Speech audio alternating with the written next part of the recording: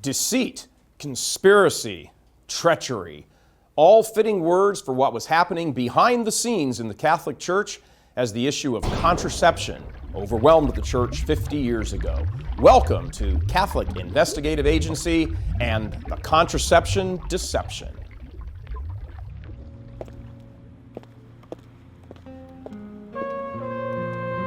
It seems like some people, organizations, and governments are hell-bent on bringing down the Catholic Church. The question is, how do you expose opposition to the faith and to the truth? And while they say what you don't know can't hurt you, everybody needs to know about the hidden forces prowling around the world, seeking the ruin of souls. Guess that's where we come in. Follow me.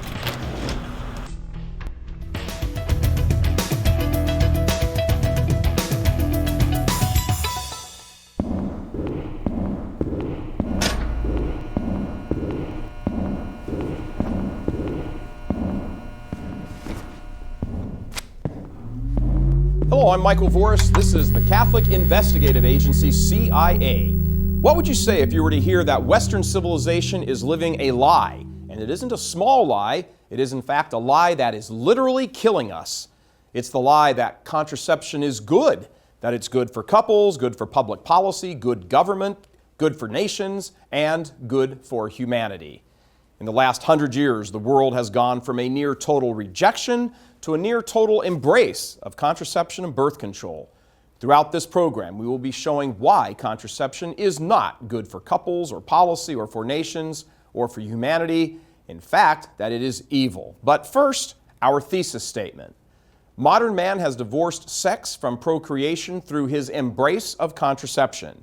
This contraception deception within the Catholic Church has come about by a near total betrayal of the faithful by their shepherds and leaders.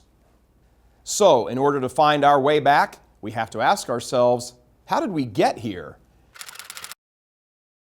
Love and marriage go together like a horse and carriage. This I tell you, brother, you can't have one without the other. Accepting the lie of contraception, that sex is consequence-free and for pleasure alone, divorces marriage and raising a family from sex. The deception, as old as mankind itself, is first noted through accounts in biblical times. In the New Testament, St. Paul, in his letter to St. Timothy, reminds the early Christians of the obligation of accepting children and the vocation of parenthood. She will be saved through childbearing if she continue in faith and love and sanctification with sobriety. The teaching of the apostles is continued with the church fathers, starting with Lactantius. He was a 3rd century philosopher who defended the faith and was an advisor to the Emperor Constantine. In his work entitled Divine Institutes, Lactantius says, "Some complain of the scantiness of their means, and allege that they have not enough for bringing up more children. Wherefore, if anyone, on any account of poverty, shall be unable to bring up children, it is better to abstain from relations with his wife." And later, St. Thomas Aquinas picks up the thread with some advice for future married couples, saying, "Nor, in fact, should it be considered a slight sin for a man to arrange for the emission of semen apart from the proper purpose of begetting and bringing up children. The inordinate emission of semen is incompatible with the natural good of preserving the species. Hence, after the sin of homicide whereby a human life already in existence is destroyed, this type of sin appears to take next place, for by it the generation of human nature is impeded." The Church, in her expression of God's revelation through Scripture and tradition, speaks through her popes and identifies the contemporary problem, which in reality has been present for over 100 years. Pope Leo XIII reaffirmed the Church's teaching on marriage, family, and contraception. In 1880, he wrote the encyclical Arcanum Divinae Sapientia, in which he wrote, "For, first, there has been vouchsafed to the marriage union a higher and nobler purpose than was ever previously given to it. By the command of Christ, it not only looks to the propagation of the human race, but to the bringing forth of children for the Church."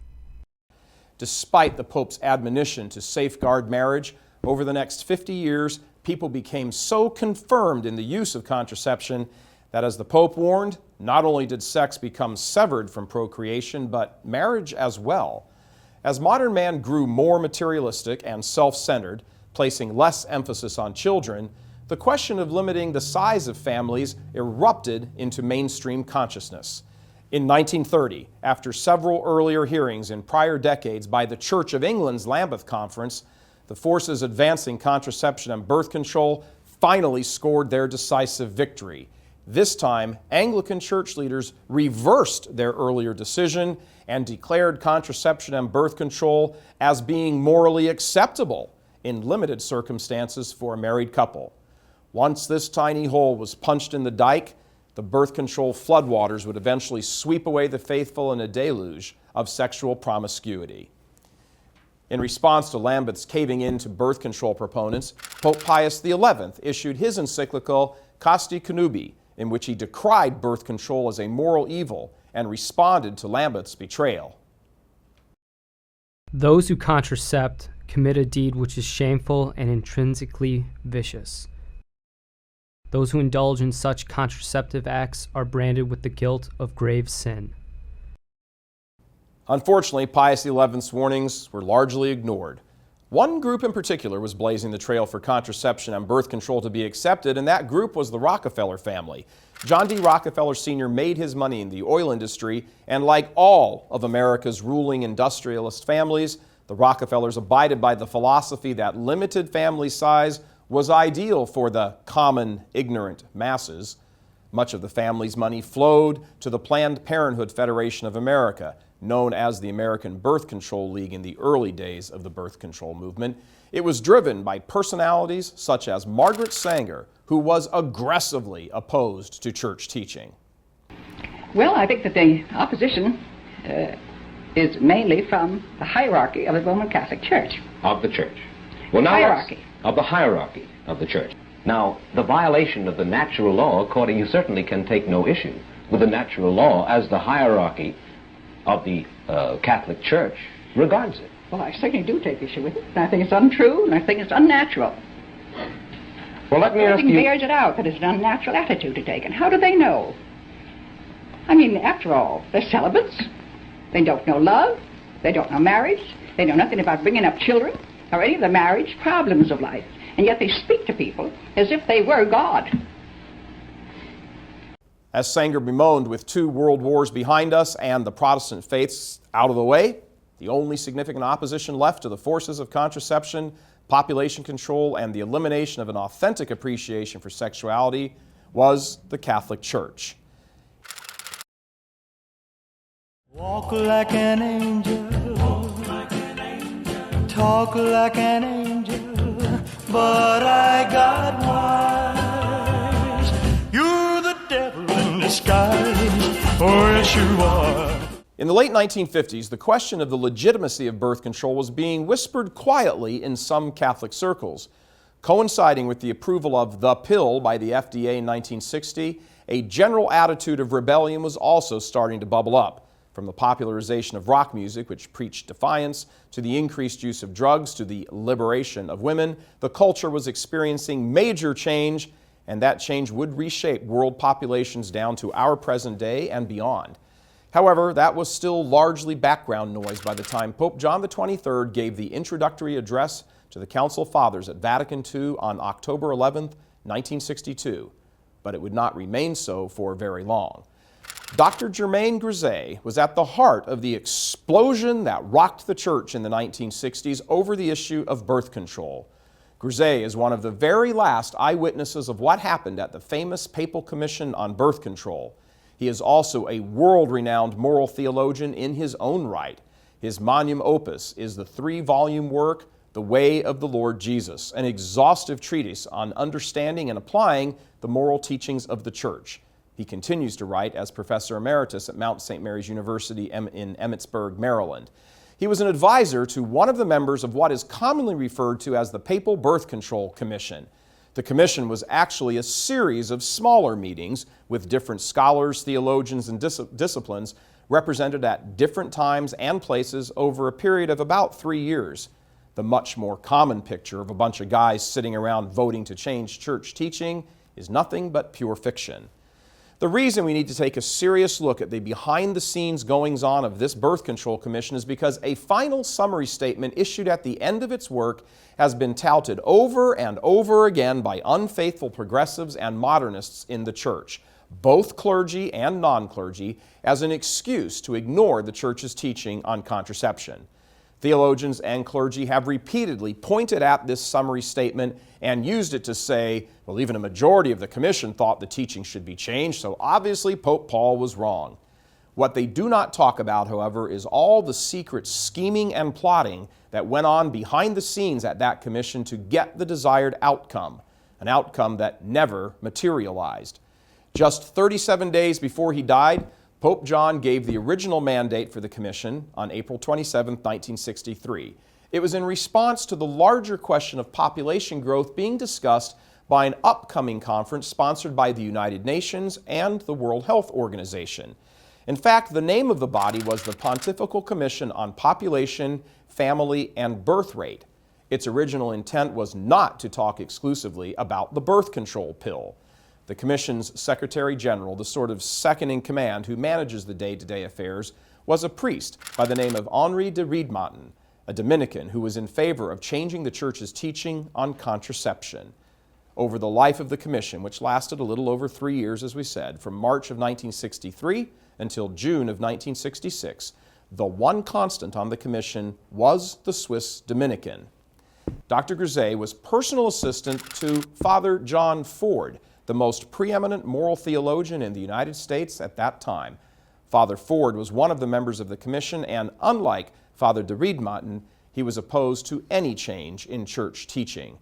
Dr. Grisey is also a leading supporter of the church's teaching on birth control himself, and has recently decided to make the commission documents public in a desire to quell rumors that Paul VI wrote the landmark encyclical Humanae Vitae without consultation. In his first ever TV interview, Dr. Grisey sat down with RealCatholicTV.com and talked about the commission and the attitudes of some people going into the commission. I think everyone realized that if the teaching on contraception could change, that the rest of the sexual morality the church had been teaching was going to change too. Grisey reveals that the role of the commission was expanded by Pope Paul VI to simply study the issue of birth control and not to vote on a decision regarding church teaching. The sessions were comprised of physicians, scholars, and lay married couples, assembled to examine the question of birth control and formulate opinions for the Holy Father to consider. The key word there is opinion. The members of the commission never had any authority of any kind. Dr. Grisey also explains Paul VI's thinking behind his expansion of the commission. He actually expanded the commission by putting together a whole group of people who were arguing for change because he wanted them to make the best argument they could. He was open to change if that were possible. He didn't see how it was possible, and he thought, well, I ought to listen to them though and think about what they have to say and see what kind of case they can make. So that was his approach to the thing. He was not setting up the commission with the idea that there's a decision to be made and I'm going to set up a commission to make the decision. Grisey notes that Pope Paul delegated much responsibility to his assistants and allowed them to have a great deal of leeway in making decisions. Sadly, de Riedmaten took advantage of his great liberty to push the commission into his own preconceived conclusions on contraception. In his biography of Father John Ford, Dr. Grisey often laments that de Riedmaten was very successful in manipulating the commission. At one point, he even declares that, quote, "It was clear that de Riedmaten, the commission's Secretary General, had skillfully managed the session," end quote. One specific instance which Dr. Grisey insists played a major role in influencing the commission's outcome was when Father de Riedmaten invited philosopher and University of Notre Dame Law School instructor John T. Noonan, Jr. to speak at the opening session. Noonan was preparing to publish a book in which he argued that the Church's teaching on contraception could be changed. de had him present his beliefs in a 2-hour plenary meeting at the opening session. Well, obviously that was set up to tilt the table in favor of change. de had organized that on purpose to have everybody kind of lined up as much as possible. I have everybody inclined to go with change by hearing this presentation of Noonan. That was the first item that they were presented with. He was setting the table. Yeah, he was setting the table and really indicating the direction that he wanted the thing to go. Mr. John Noonan Jr. is a very interesting figure for several reasons, but we'll talk a little bit more about him later. This, however, was only the beginning of de Motten's conniving.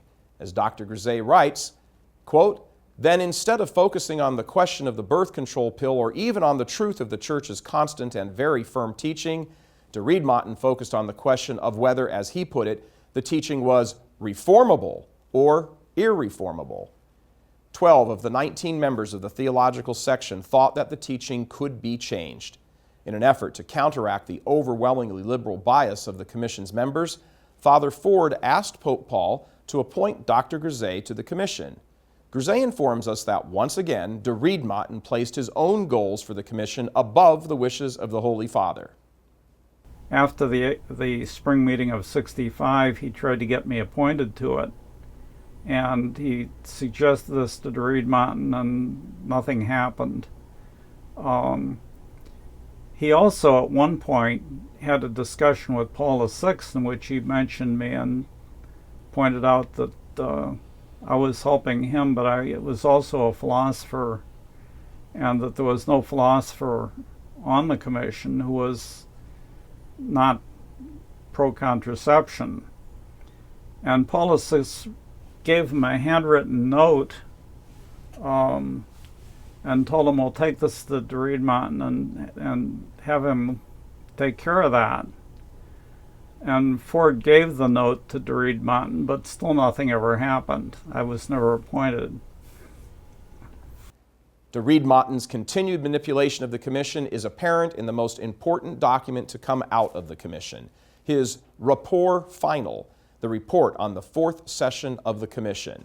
Grisey describes how shocked Father Ford and he were at the explicitly biased approach de Motten took in his summary statement.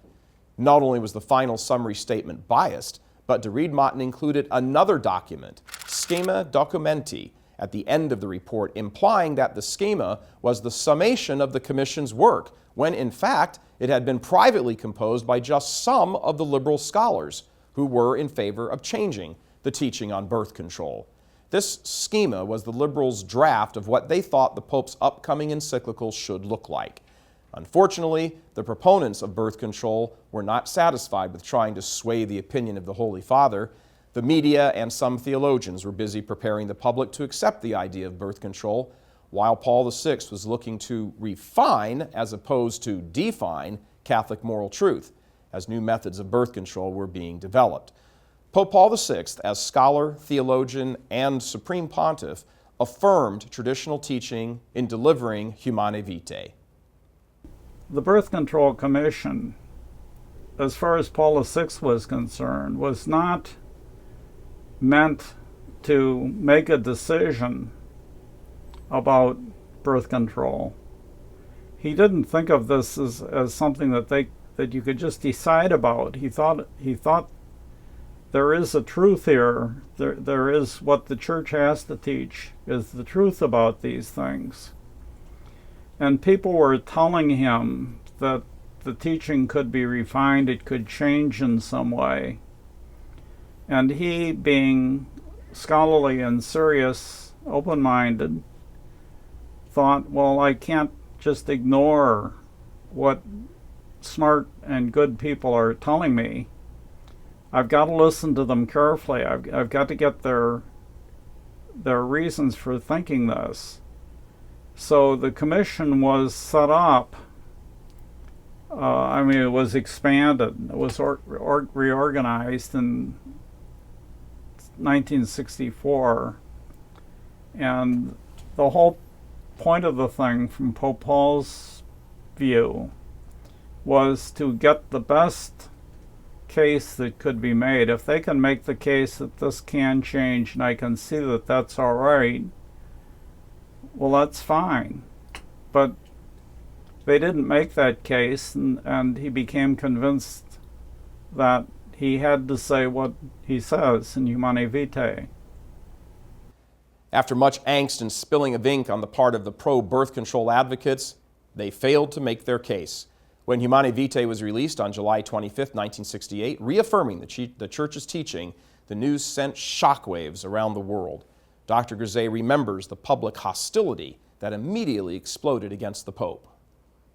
In 1968, the media, the newspapers, magazines, radio, television, and so forth, had a tremendous amount of stuff on Humanae Vitae after it appeared. During the month or so after it appeared, there was a tremendous amount of content dealing with that. And almost all of it was contrary to the teaching. There was practically nothing supportive of it. Partly because what was contrary was news and what was supportive wasn't news. I mean, it was nothing new about it. But partly because largely the media were in favor of the sexual revolution, and this was a place to make the case.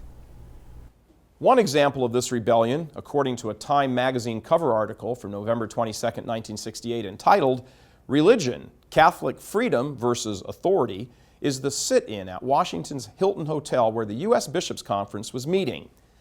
The prelates were faced with two sit-ins in the lobby where 130 priests and another night 120 laymen sat in the lobby for 2 hours, singing and praying for what they called, quote, the proper use of authority in the church. In overdeveloped countries like the United States, the main reason for the loss of faith is contraception. Why is that? Because contraception relates to the most basic issue, who is God? You see? And you find this in Catholic colleges, you find it in Catholic high schools, you find it everywhere else, that there's a mistaken idea that when we're talking about contraception, that we can simply say, well, it's your conscience. Well, you have to form your conscience, you see? A demonstration occurred the day before the Bishops' Conference, this time at the Mayflower Hotel, also in D.C., drawing approximately 3,500 laymen. They rallied in support of 41 local priests that were disciplined by Cardinal O'Boyle for criticizing Humanae Vitae. The attitude of dissent was exacerbated by a Vatican spokesman, Monsignor Ferdinando Lambruscini, who took liberties to inform the world press that Paul VI was not speaking ex cathedra. He also implied that Humanae Vitae was not built on previous teaching, but was new, and that the Church's teaching on contraception might change in the future. Some of the first dissenters were the Canadian Catholic bishops with their infamous Winnipeg Statement.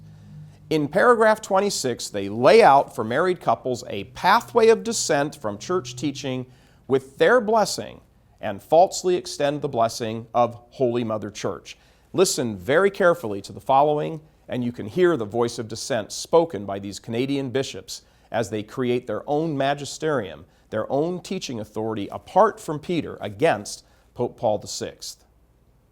The unity of the Church does not consist in a bland conformity in all ideas, but rather in a union of faith and heart, in submission to God's will, and a humble but honest and ongoing search for the truth. We stand in union with the Bishop of Rome, the successor of Peter, the sign and contributing cause of our unity with Christ and with one another. But this very union postulates such a love of the Church that we can do no less than to place all of our love and all of our intelligence at its service. If this sometimes means that in our desire to make the Church more intelligible and more beautiful we must, as pilgrims do, falter in the way or differ as to the way, no one should conclude that our common faith is lost or our loving purpose blunted. The subtlety of their wording makes the rebellion sound almost acceptable. Listen to the heroic response of Canadian Monsignor Vincent Foy a parish priest, and the plain-speaking apologist and evangelist American priest John Carapi. But even so, in itself, in a sense, contraception is a greater evil, because the child that is surgically aborted is going to live forever in a state of natural happiness at least. In other words, it's not going to be condemned to hell. Whereas the contraceptive child never will be, and it should be. So it's almost satanic the way the contraception prevents millions of persons from coming into existence who should be there and will never be. The infamous, treacherous, insidious Winnipeg statement. A curse and a pox on the house of God. Never once has the church ever, anywhere, taught that artificial contraception and its unholy offspring, abortion, is acceptable. Back in America, further dissidents added their voices to the chorus of heresy. One hotbed of dissent was a group of theologians from Catholic University of America, the only pontifical university in the U.S. at the time. The spokesman for this group of rebels, swelling from 87 to some 600 Catholic scholars, was Father Charles Curran, then professor of theology at Catholic University of America, and today forbidden to teach at any Catholic school. In order to more fully understand how out of step many academics really were, consider the following, taken from Walter Hill's book, From Contraception to the Abortion Explosion. In 1955, 30% of Catholic wives aged 18 to 39 admitting to using contraception. In 1970, 68% of Catholic wives aged 18 to 39 were presently using or had used contraception. In 1960, 2.3% of babies were born out of wedlock. By 1992, 22.6% of babies were born out of wedlock. By 2007, 40% of babies were born out of wedlock. As late as 1960, married families made up 74% of all households, but by the census of 2000, they accounted for just 53%. And we might add that according to the 2010 U.S. Census, that number has dropped to 48%. Think about that for a moment. In 50 years, the number of married households in the U.S. has dwindled from roughly 3/4 to less than half. Between 1960 and 2000, the number of unmarried cohabiting couples increased by 1,000%. In 2000, there were 11 million cohabiting people. The number of single mothers increased between 1970 and 2000 from 3 million to 10 million. Over the same time frame, the number of single fathers increased also from 393,000 to 2 million. In 1960, there were only 2 STDs. In 2002, there were at least 50. 54% of women having abortions used a contraceptive method during the month they became pregnant. 48% of women that are having an abortion have had at least one previous abortion. In reality, Father Charles Curran and other heterodox modernist theologians were only part of a larger movement present in Catholic higher education. These heretics were seizing an opportunity that would eventually banish church authority from Catholic campuses, allowing a self-styled magisterium to assert itself with a codex of relativism. In one word, it was betrayal.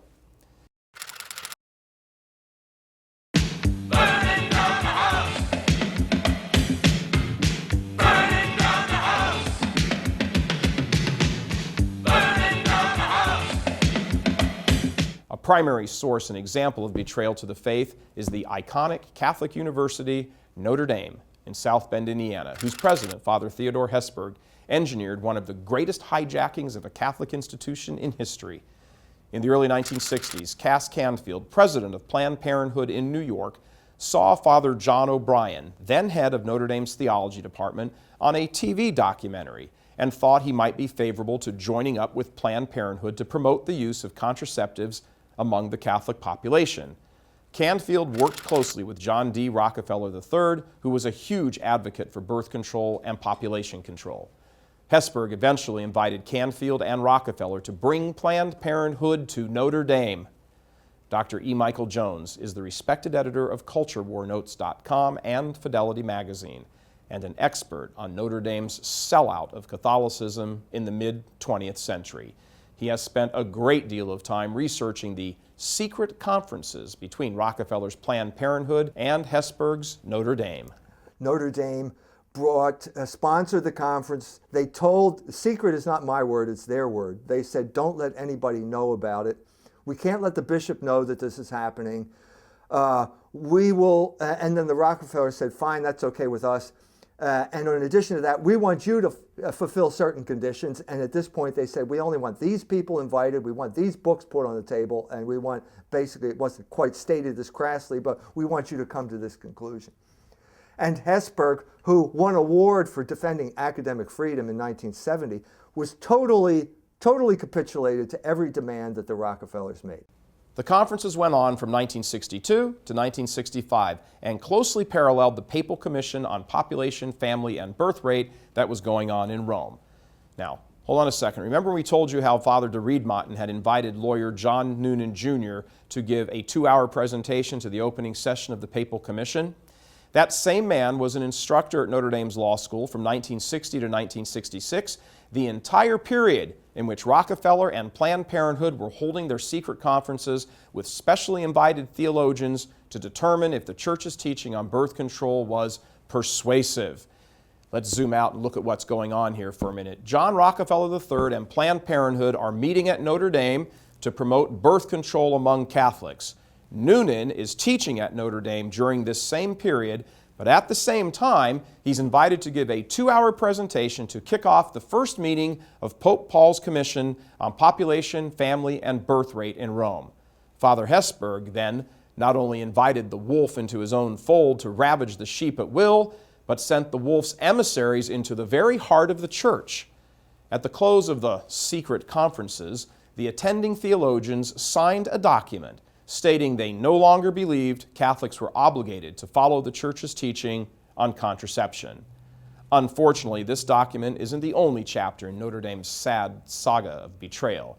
The year before the papal encyclical Humanae Vitae was released, Notre Dame administrators, led by Father Hesburgh, released what was known as the Land O'Lakes Statement, in which they unfettered themselves from the chains of Catholic teaching.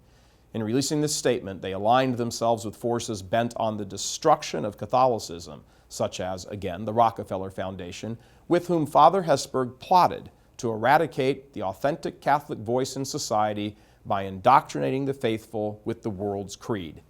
In part, the Land O'Lakes Statement was little different than the Protestant revolt of the 16th century. Here is an excerpt from the heinous text. The Catholic University today must be a university in the full modern sense of the word, with a strong commitment to and concern for academic excellence. To perform its teaching and research functions effectively, the Catholic University must have a true autonomy and academic freedom in the face of authority of whatever kind, lay or clerical, external to the academic community itself. This laid the groundwork for academic dissent, which would surface a year later at Catholic University of America with specific regard to the birth control issue. But there was still more treason in the ranks, as reports which have just recently come to light reveal.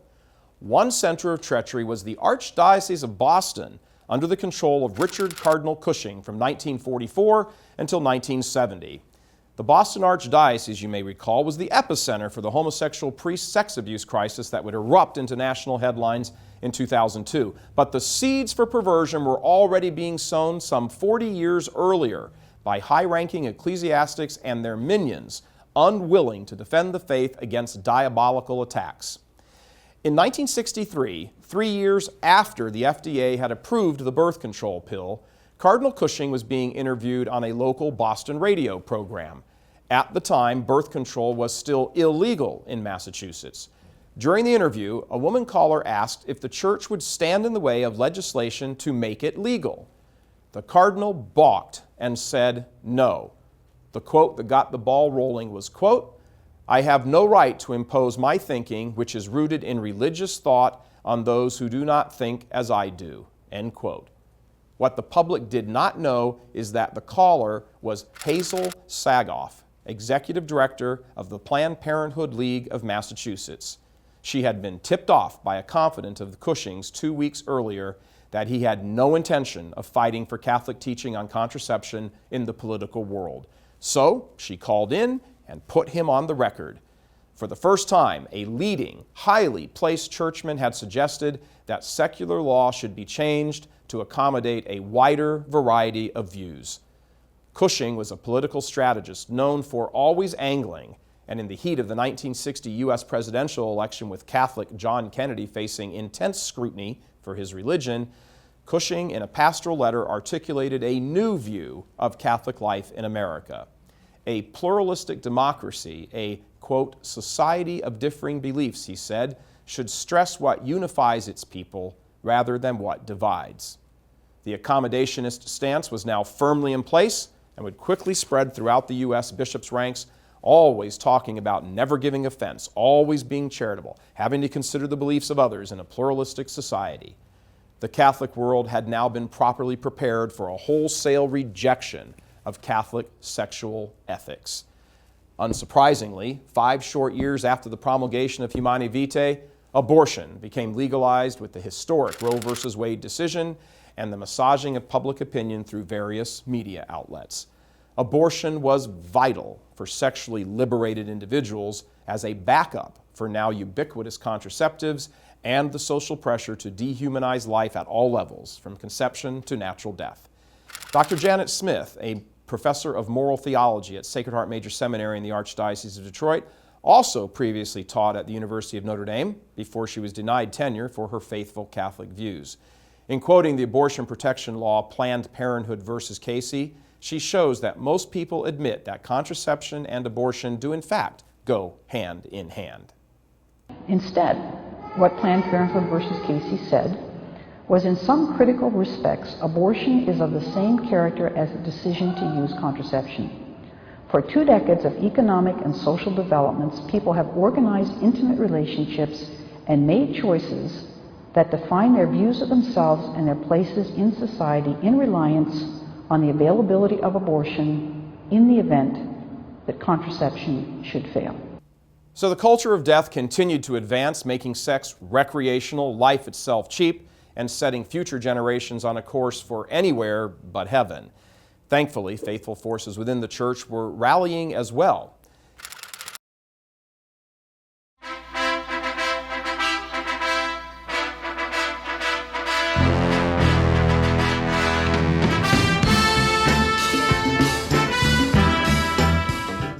Into this world plagued by the Woodstock mentality of liberated sex, drugs, and moral relativism entered Karol Wojtyła as Pope John Paul II, an anomaly among papal elections and a wild card on the world political stage. He made no secret of his orthodoxy with liberal church hierarchy. John Paul boldly preached the gospel of life against the culture of death.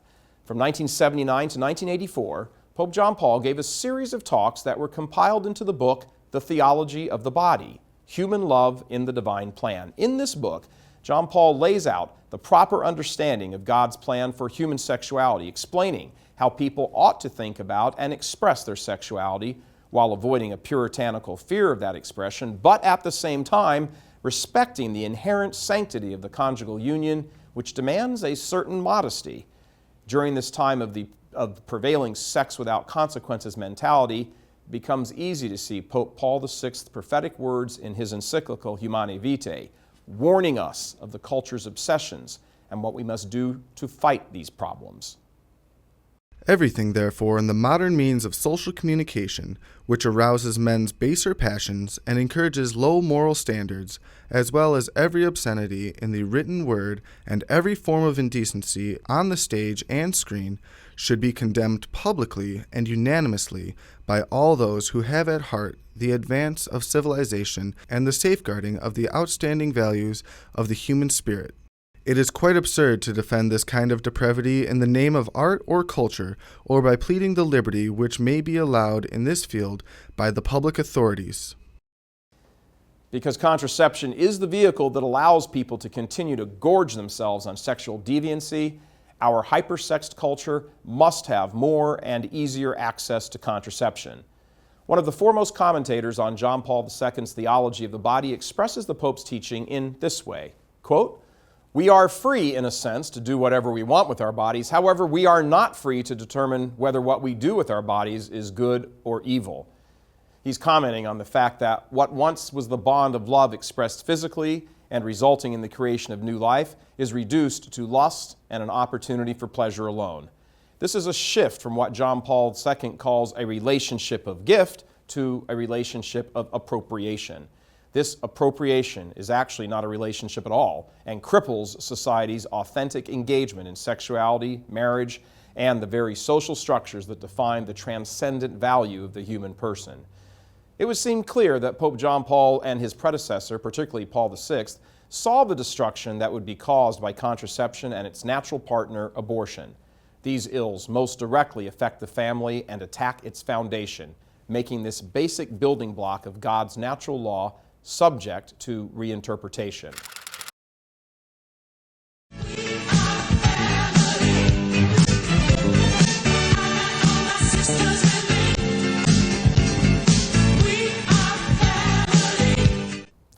Contraception has had another devastating consequence many people do not think of. It leads to acceptance of homosexuality, which leads to the destruction of society. Contraception makes sex all about pleasure, not children, not families, not marriage. Because of this, the very understanding of these things has begun to change. Children are now produced in test tubes. Families are now viewed as almost any living arrangement people are willing to agree to. And marriage is being increasingly viewed and redefined as an arrangement that does not require the old constraints of man and woman any longer.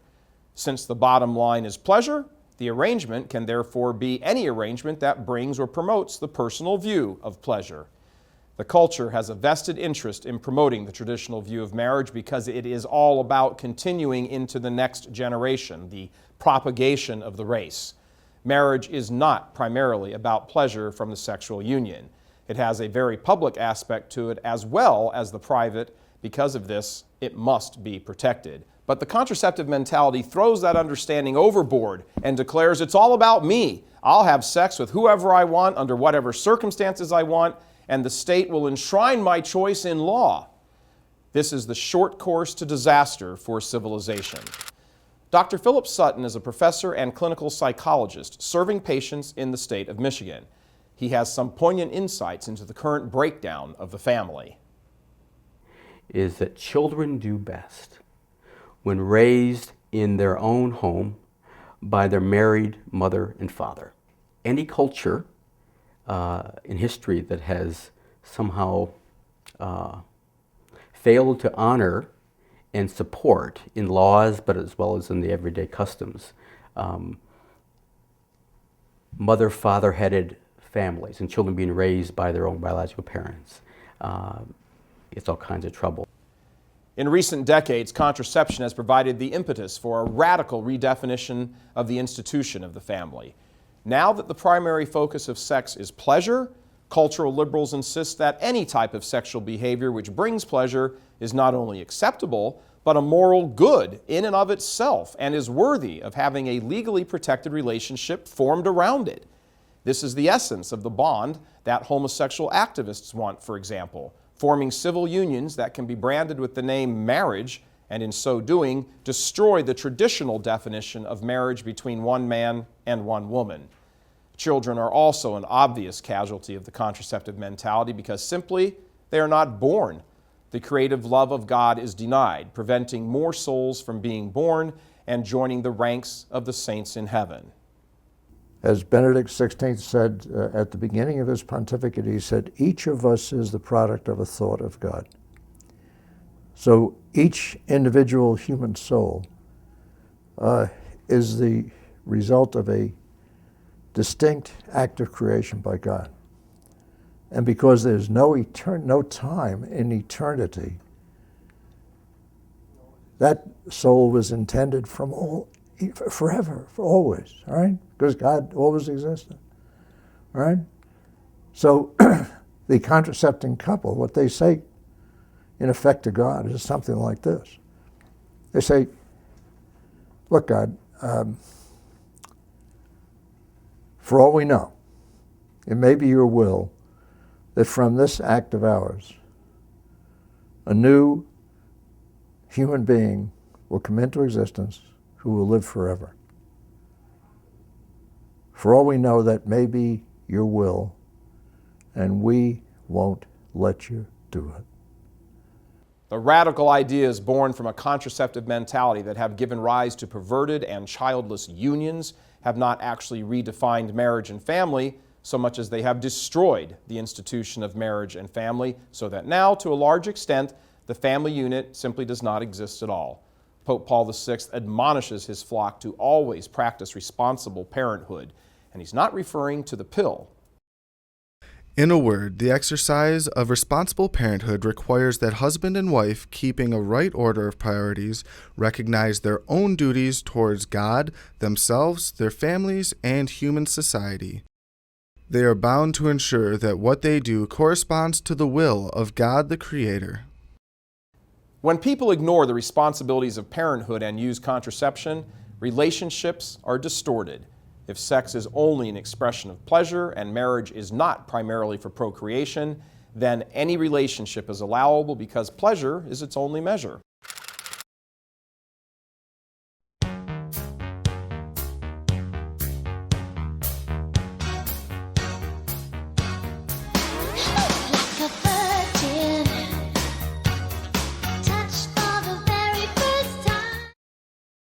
We no longer see sex in a truly natural way, but have made it only a physical act whose goal is pleasure, separating its life-giving end, the procreation of children.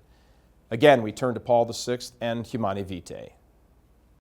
Another effect that gives cause for alarm is that a man who grows accustomed to the use of contraceptive methods may forget the reverence due to a woman and, disregarding her physical and emotional equilibrium, reduce her to being a mere instrument for the satisfaction of his own desires, no longer considering her as a partner whom he should surround with care and affection. Once contraception eliminates consequences from sexual behavior, the only guideline left is pleasure. If it feels good, it is good. Here is a rather frank assessment of an unpleasant topic. Then once that happens, every sexual act that allows that sort of thing, that allows you to detach from the procreation of children or to deny the procreation of children and collapses into pleasure, all you're doing there is mutually masturbating. If contraception is nothing more than mutual masturbation, and masturbation leads to many of our social ills, then it's clear that contraception is the cause of those same social ills. Because procreation has successfully been separated from sex, which is now defined only as pleasure, then there is no logical basis to say that people shouldn't engage in sterile homosexual sex, or to complain about organizations like the National Man-Boy Love Association, or polyamory, or even bestiality. In the 50 years since the promulgation of the Humanae Vitae encyclical, most of our clergy, most especially the very bishops themselves, have been nearly totally silent on the matter of contraception and the resounding effect it has had on every level of society.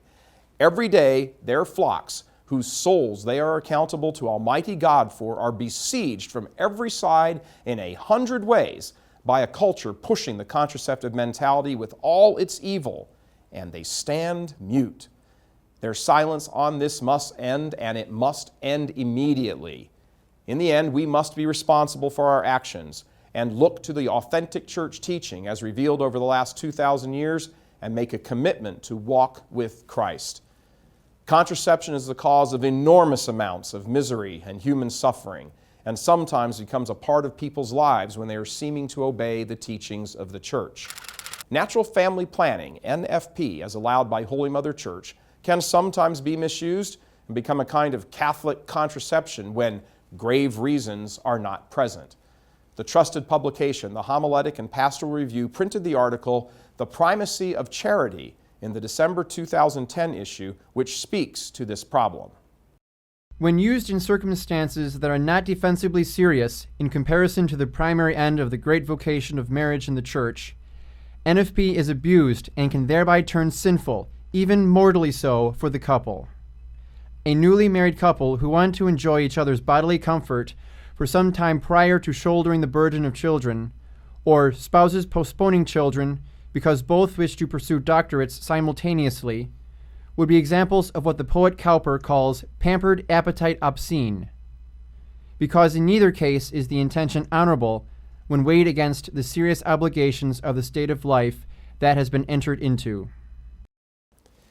In the end, by refusing to use contraception and accepting life freely, we are keeping our eyes on the goal that is heaven, purchased for us by our Lord on the cross and won for us by His resurrection. And though many of our pastors are silent or worse, telling us that we may use contraception, we must demand authentic Catholic teaching, embrace our cross, and frequent Mass and the sacraments, through which we share in God's eternal life.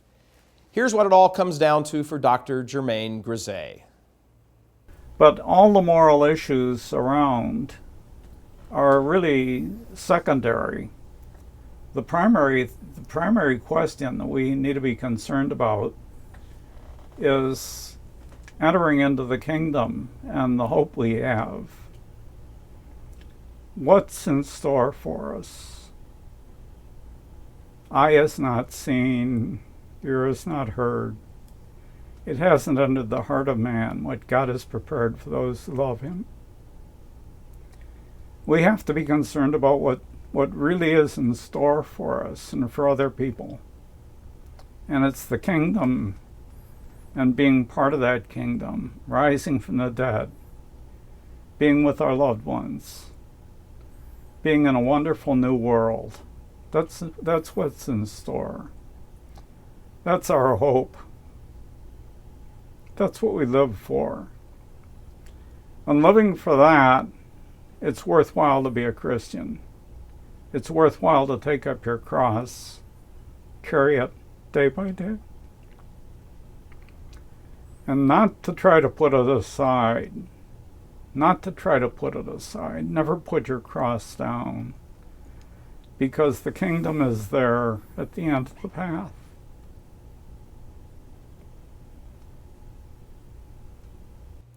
To sum up, the evil of contraception has so penetrated the church and the lives of so many Catholics because of deceit and betrayal, outright treason against God Himself on the part of cardinals, bishops, theologians, priests, and various lay leaders.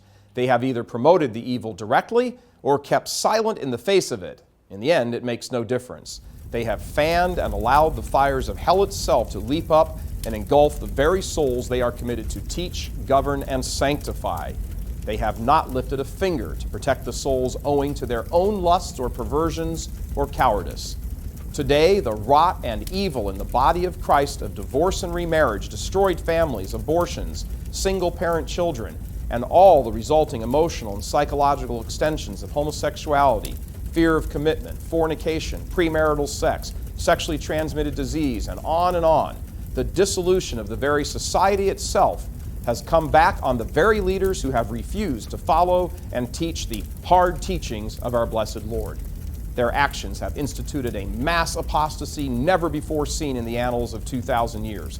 They have caused, by their silence and obstinate refusal to preach the truth, the almost total collapse of the faith in country after country after country.